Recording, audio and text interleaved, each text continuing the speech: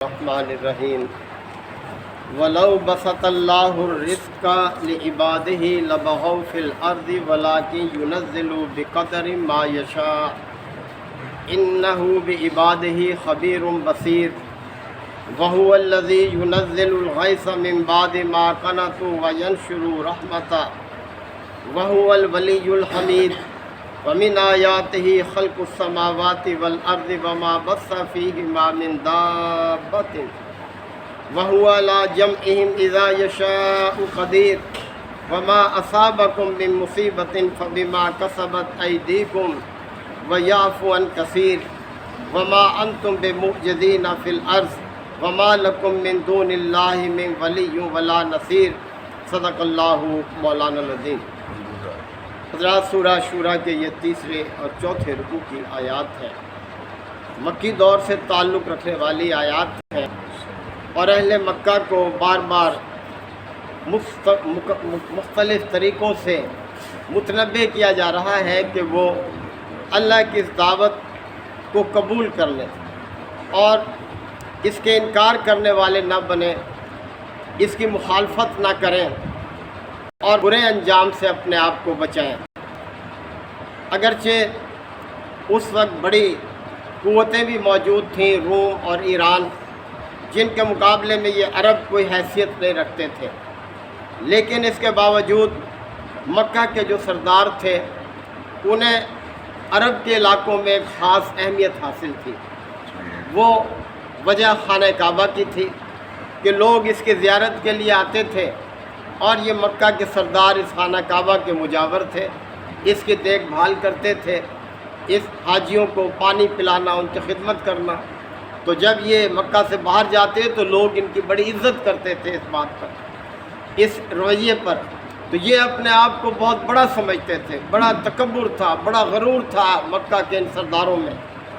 تو فرمایا جا رہا ہے کہ وَلَوْ بَسَطَ اللَّهُ الرِّزْقَ لِعِبَادِهِ، اگر اللہ اپنے سب بندوں کے لیے رزق کشادہ کر دیتا، اگر سب کو کھلا رزق دے دیتا، لَبَغَوْا فِي الْأَرْضِ، تو زمین میں سرکشی کا ایک فساد برپا کر دیتے لوگ۔ یعنی اب یہ حال ہے تو پھر کیا ہوتا اگر سب کو کشادہ رزق مل جاتا۔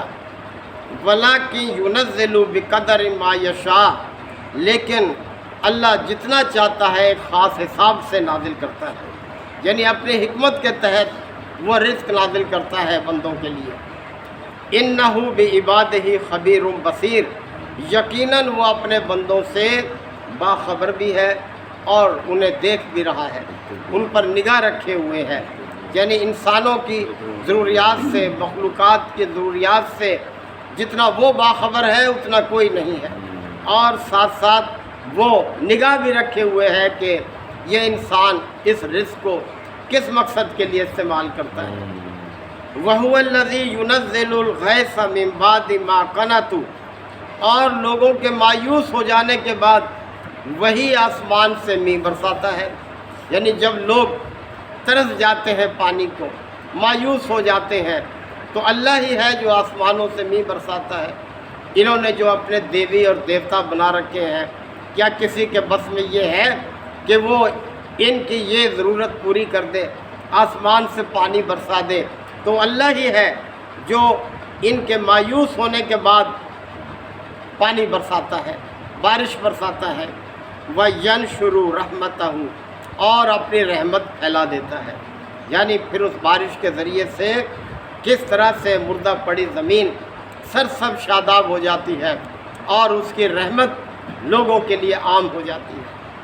وَهُوَ الْوَلِيُّ الْحَمِيدُ، اور وہی قابل تعریف ولی ہے، یعنی سب کی حاجتوں پر نگاہ رکھنے والا، ان کو پوری کرنے والا، وہی قابل تعریف ولی ہے۔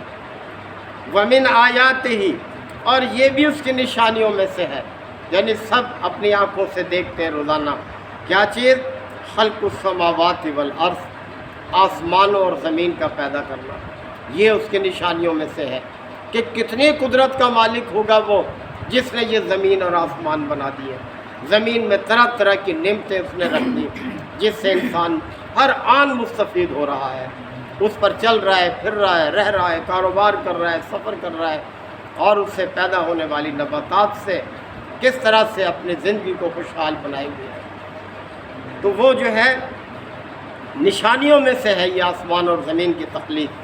وما بث فیہما من دابۃ، اور آسمان و زمین میں جو مخلوقات اس نے پھیلا رکھی ہیں وہ بھی سب اس کی نشانیوں میں سے ہے، یعنی زمین کے علاوہ دوسری جگہوں پر بھی اس کی مخلوقات موجود ہیں۔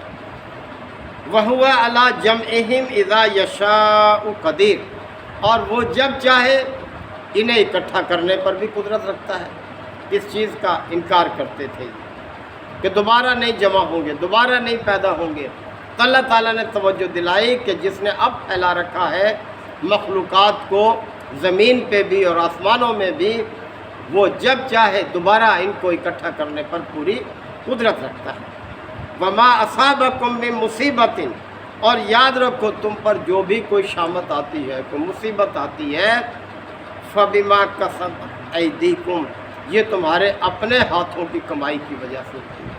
یعنی اللہ تعالیٰ تمہیں جھنجھوڑنے کے لیے، متوجہ کرنے کے لیے مشکل حالات پیدا کرتا ہے کہ تم اس کی طرف توجہ کرو، اس کی طرف مائل ہو جاؤ۔ وَيَعْفُ عَنْ كَثِيرٍ، اور بہت سے تمہارے قصوروں سے درگزر بھی کر جاتا ہے۔ یعنی اگر سارے قصوروں پر اللہ تعالیٰ تمہیں درگزر سے کام لے اور چند ایک میں ہی پکڑنا چاہے تو اس میں ہی تمہارا قصہ تمام کر۔ وما انتم بموجزین فی الارض، اور تم زمین میں اللہ کو عاجز کرنے والے ہرگز نہیں ہو۔ اللہ کو اس کے منصوبے پر عمل کرنے سے کوئی چیز روک نہیں سکتی، کوئی چیز مزاحمت نہیں کر سکتی۔ وما لکم من دون اللہ من ولی ولا نصیر، اور یاد رکھو اللہ کے علاوہ کوئی تمہارا نہ حامی ہے نہ مددگار۔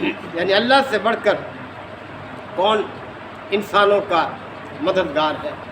ہر آن وہ اپنے بندوں کی ضرورتوں کو پورا کر رہا ہے۔ دیکھ لیں کس طرح سے یہ ہوا، یہ پانی، یہ نباتات اگتی چلی جا رہی ہیں، یہ جانور مویشی کس طرح سے پیدا ہوتے چلے جا رہے ہیں۔ یہ سب کیا ہے؟ انسانوں کے لیے اس کی مہربانی ہے، اس کی رحمت ہے کہ وہ ان کی ضروریات کو پوری کرتا ہے۔ وَمِنْ آیَاتِهِ الْجَوَارِ فِي الْبَحْرِ كَالْأَعْلَامِ، اور یہ سمندروں میں جو کشتیاں ہیں جو پہاڑوں کی طرح کھڑی نظر آتی ہیں، یہ بھی اس کی نشانیوں میں سے ہے۔ یہ عرب کے لوگ حبش کی طرف جاتے تھے تجارت کے لیے بادبانی کشتیوں میں، تو وہ بڑا خطرناک، یعنی بحیرہ احمر کی طرف جاتے تھے، بڑا خطرناک سفر۔ تو توجہ دلائی ہے کہ یہ بھی اس کی نشانیوں میں سے ہے کہ اس سمندر میں یہ جو کشتیاں کھڑی ہیں پہاڑوں کی طرف سے، بلند و بالا جن کے بادبان ہیں، یہ سب اس کی نشانیوں میں سے ہے۔ ان یشاء یسکن الرِّیحَ، اگر وہ چاہے تو ہوا کو روک دے۔ کیا کر لو گے پھر؟ کیسے چلیں گی یہ کشتیاں؟ تو اگر وہ چاہے تو ان کشتیوں کو روک، یہ ہوا کو روک دے۔ فَيَظْلَلْنَ رَوَاكِدَ عَلَىٰ ظَهْرِهِ، اور یہ کشتیاں سمندر کی پیٹھ پر کھڑی کی کھڑی رہ جائیں، یہ حرکت ہی نہ کر سکیں، سفر نہ کر سکیں۔ ان فی ذلک لآیات لکل صبار شکور، یقیناً اس میں نشانیاں ہیں ان سب لوگوں کے لیے جو صبر کرنے والے ہیں اور شکر کرنے والے ہیں۔ صبر سے مراد وہ لوگ جو مشکل حالات میں بھی اللہ کے راستے پر اپنے آپ کو قائم رکھتے ہیں، دل برداشتہ ہو کر چھوڑتے نہیں ہیں۔ اور شکور سے مراد وہ لوگ جو ہر حالت میں اپنے رب کا شکر ادا کرتے ہیں، کشادگی ہو تب بھی اپنے رب کو نہیں بھولتے، تنگی ہو تب بھی اپنے رب سے گلہ نہیں کرتے اور اپنے رب ہی کا شکر ادا کرتے ہیں۔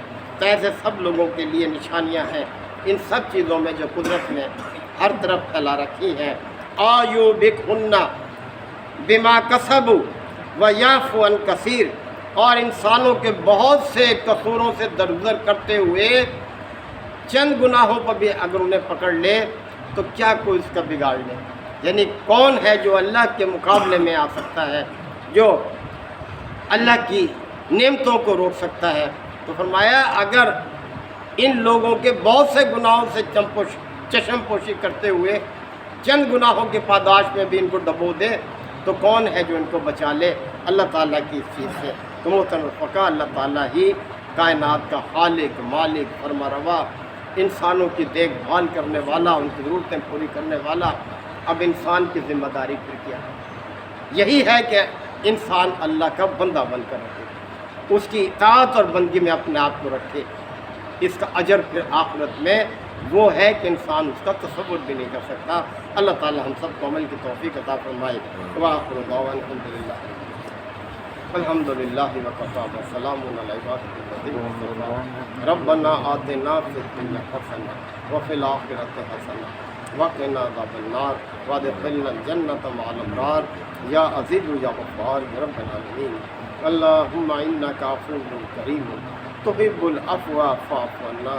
ربنا لا تؤاخذنا ان نسینا او اخطانا۔ ربنا ولا تحمل علینا اصرا کما حملته علی الذین من قبلنا۔ ربنا ولا تحملنا ما لا طاقۃ لنا به واعف عنا واغفر لنا وارحمنا انت مولانا فانصرنا على القوم الكافرین۔ یا رب اغفر وارحم انت خیر الراحمین۔ صلی اللہ تعالی علی خیر خلقہ محمد وآلہ وصحبہ اجمعین۔ آمین۔